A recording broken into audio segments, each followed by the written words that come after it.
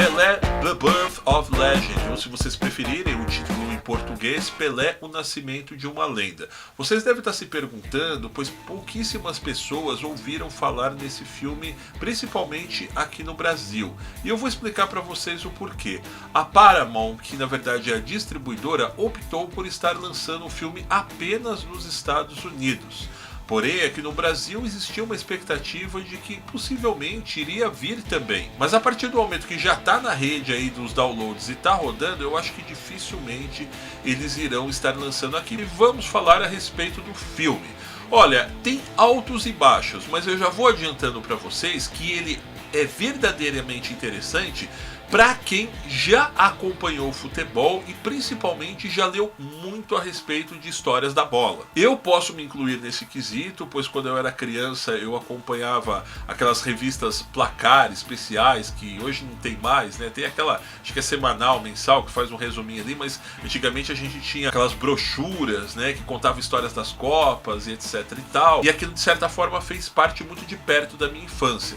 Então, quando você começa a assistir o filme, eles conseguiram recriar toda a infância do Pelé, passando muitos dos episódios na cidade de Bauru, embora eu não sei se foi gravado exatamente lá, mas se remetendo pelo menos à cidade onde o Pelé nasceu, mostrando o tão qual foi dura a sua infância, acompanhado muito de perto pelo pai, o Dondinho, que foi brilhantemente interpretado pelo seu Jorge. Para quem acompanha futebol, sabe que o pai dele foi um jogador de futebol frustrado, que não conseguiu emplacar na carreira, quanto a sua mãe não queria de hipótese alguma que o garoto seguisse o rumo do futebol, pois o pai já era um frustrado e ela não queria ter dois dentro de casa. É bastante simpático essa maneira que inclusive eles mostram, né, alguns dramas que o Pelé viveu, né, quando era criança, inclusive o amiguinho dele que ele perdeu, que jogava bola junto com ele. Pelo menos eu, tá, me emocionei em alguns pontos,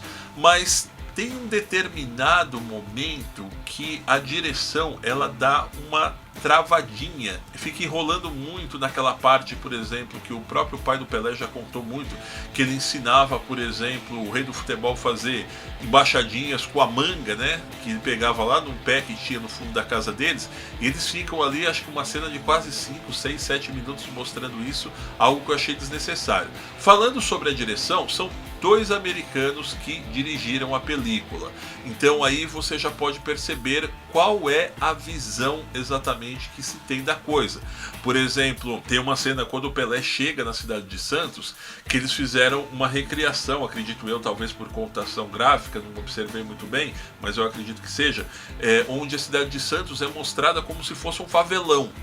Tá, eles vão mostrando de cima, que é a visão que um americano e muitas pessoas no mundo têm do Brasil, que isso aqui é tudo uma favela.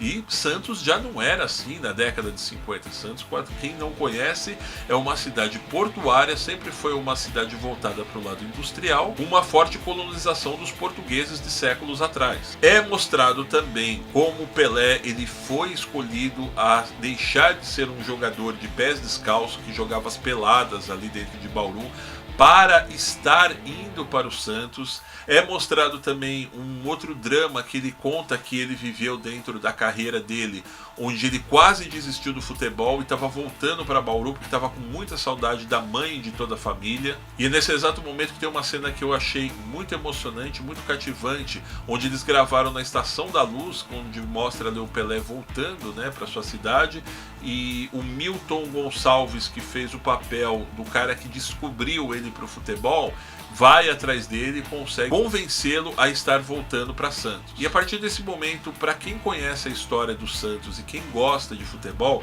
começa a se montar um quebra-cabeça bastante interessante, onde eles conseguiram recriar, por exemplo, o Zito, que é um ídolo, né, ícone da história do Santos e também da seleção brasileira, com muita propriedade. O personagem ficou bastante parecido com ele, para quem vê os pôsteres, principalmente as fotos do Santos de antigamente, dentre outros craques, mostrando como era principalmente os bastidores do início da carreira do Pelé. Mas o momento mais emocionante do filme, na minha opinião, é quando eles vão contar como foi a primeira convocação do Pelé para a Copa de 58, em quais circunstâncias ele chegou até a seleção, mostrando a alegria não só da família, como de toda a sua cidade natal, até o momento que ele chega lá e passa por outras várias dificuldades, onde eu torno a repetir que quem já leu sobre vai se sentir ainda mais inteirado dentro da história.